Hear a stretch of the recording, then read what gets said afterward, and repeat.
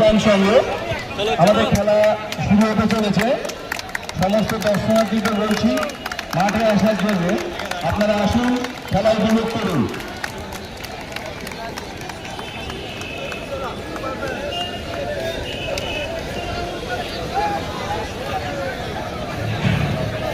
ক্লাবের সদস্যরা বলছে যারা সাইড লাইনের সামনে আছে তাদের একটু সরে যেতে হবে।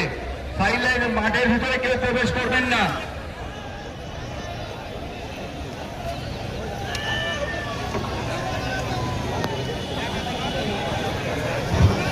এক মিনিট নিরাপত্তা পালন হবে, তারপরে জাতীয় সঙ্গীতের মাধ্যমে আমাদের খেলা শুরু হবে।